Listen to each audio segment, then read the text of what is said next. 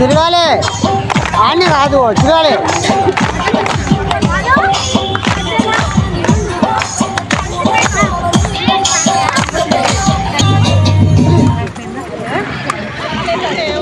Welcome to Satya news. మనం ఇప్పుడు నల్గొండ పట్టణంలోని ఆండాల్ వీధిలో ఉన్నాము. సో ఇక్కడ చూసినట్టయితే అసలు మామూలుగా లేరు. మహిళలంతా అసలు మహాలక్ష్ములకి ఏ మాత్రం తీసిపోరు. ఎంత చక్కగా రెడీ అయ్యారంటే వీళ్ళు రెడీ అవ్వడమే కాదు, బతుకమ్మల్ని కూడా అట్ ద సేమ్ టైం అలాగే రెడీ చేశారు. సో మరి ఉదయం నుంచి ఎంగిల్పూ బతుకమ్మని వాళ్ళు ఎలా సెలబ్రేట్ చేసుకుంటున్నారో వారి మాటల్లో అడిగి తెలుసుకుందాం.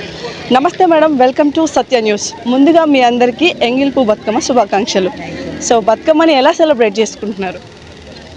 బతుకమ్మను మేము రంగురంగుల పూలు తెచ్చి మరి బతుకమ్మను ఉదయం నుండి పేరుస్తాము. తర్వాత గౌరమ్మను చేసి గౌరీ పూజ చేసుకుంటాము. మరి సాయంకాలము అందరం కలిసి మహిళలందరం కలిసి ఆడతాము బతుకమ్మను. అయితే ఈ బతుకమ్మను ఎందుకు జరుపుకుంటారు అనేది మరి పూర్వం మనకు శాతవాహనుల కాలంలో ఉమ్మడి ఆంధ్రప్రదేశ్గా ఉన్నప్పుడు శాతవాహనుల కాలంలో ధర్మాంగద అనే రాజు ఉండేవాడు.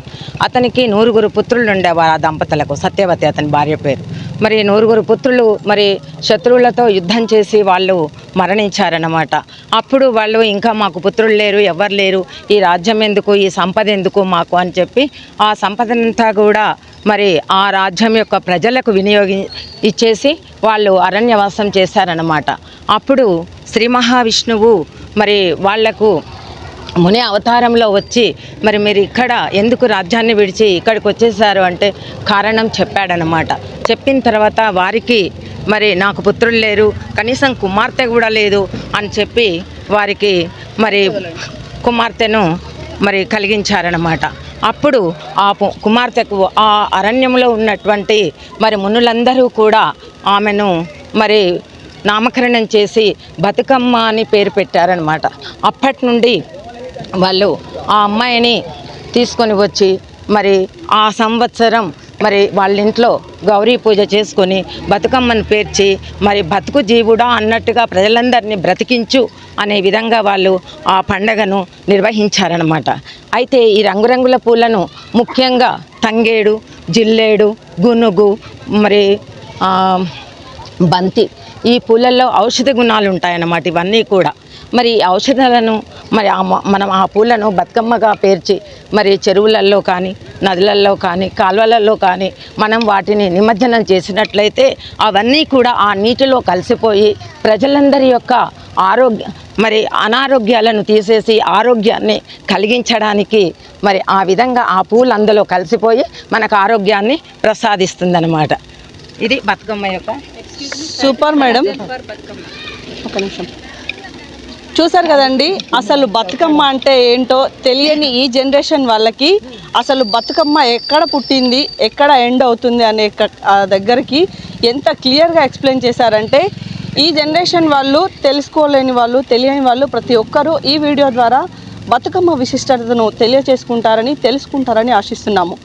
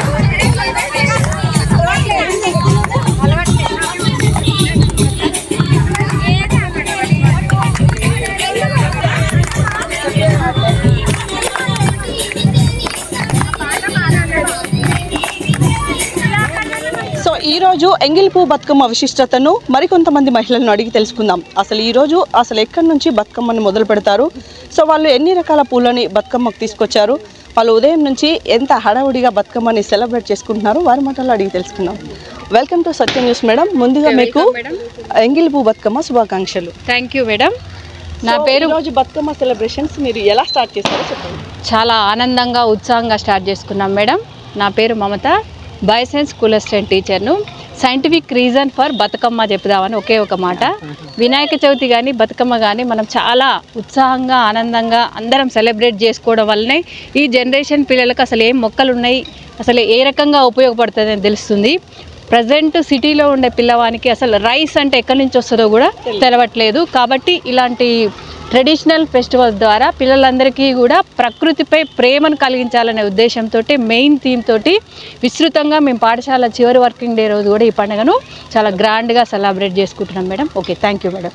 Thank you so much madam. ఒక టీచర్గా విద్యార్థులకి తెలియాల్సిన అన్ని విషయాలను వాళ్ళు పాఠశాలలోనే కాకుండా మరి కాలనీలో కూడా వాళ్ళు పాల్గొనడం చాలా సంతోషంగా ఉంది.